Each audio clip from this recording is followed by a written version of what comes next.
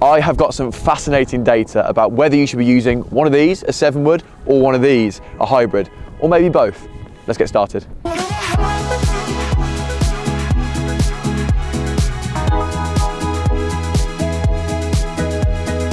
So before we get to hitting a few shots on course and talk about the data, let's talk about the characteristics of these two clubs. What is the difference between a 7-wood and a hybrid?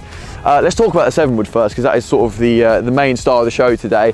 So as you can see with the characteristics of this 7-wood, the head is a lot bigger, and that means the centre of gravity is deeper and lower compared to a hybrid. And that means the ball gets up in the air a lot quicker and a lot higher. So where its uses come in is for approaches to greens, if you want more stopping power, if you find yourself on a lot of par 3s that, 180, 200 yards, depending on how far you hit these sort of things, it's really useful for that compared to a hybrid. So we'll look at the hybrid now. Obviously, we know what a hybrid looks like, a lot smaller head, and that ball flight is a lot lower because that centre of gravity is in a much different position.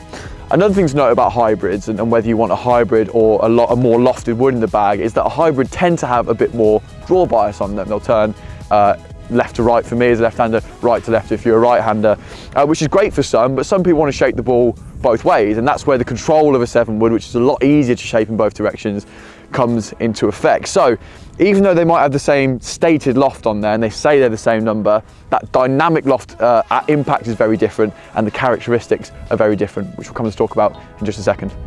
So let's talk about some of that data that I found in my testing. I'm going to flash up a table now. I've had about 2 or 3 range sessions comparing these, and I picked about 20 shots that I think were most representative to get these averages from. And we'll talk about the similarities first. So you can see the ball speed, very similar, 134 mile an hour to 131, so not too much there. And that then led to an average carry distance of 208 yards with the 7-wood and 207 with the 4 hybrid. So very, very similar, which is what I expected actually. So I was pretty pleased to see that during my testing. But the big differences and the benefits that some of you might see from going from 7-wood instead of a hybrid comes in that peak height. You can see the big difference there, 30.5 yards on average, playing 24 yards from the hybrid. So pretty much 6 yards in the air difference, which is going to give that 7-wood a much steeper descent angle and way more stopping power than a hybrid. So it was fascinating to see that, and I really enjoyed hitting it on the range actually. Hitting a 7-wood that's going up like a 7-iron, or even a pitching wedge sometimes. It was really, really cool. And you've not lost that yardage, as we've seen. They're going the same distance, but that ball flight characteristic was so different. We'll see that in a minute on course. And that's played out in the spin as well. 6,000 for the 7-wood, 5.5 for the hybrid. I'd expect that this 7-wood will spin the ball a little bit more.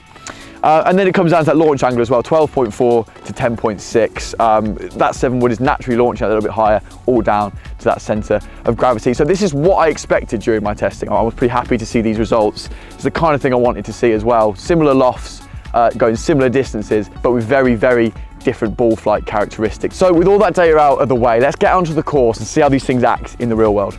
Okay, so on the golf course now, and I found myself in an exact situation where this 7-wood versus hybrid debate comes in. We're 210 yards away from the green, which is just behind me over here. And I'm a little bit downwind, and I want a club with lots of stopping power. Now, 210 yards away means I'm gonna have to hit a wood of some kind, but I don't trust that hybrid to hold the green. So that's where a club like this, a 7-wood, really comes into play.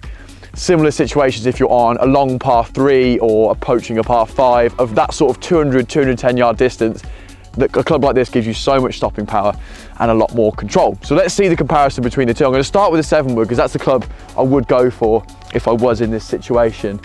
Now it's very cold today as well, so if I can hit this 210 yards, I'm very happy with myself.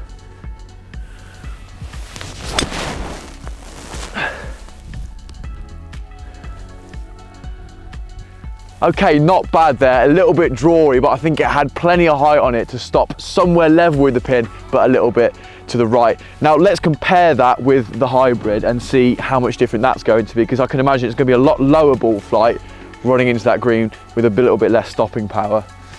Hopefully though, I can get it that distance, about 210.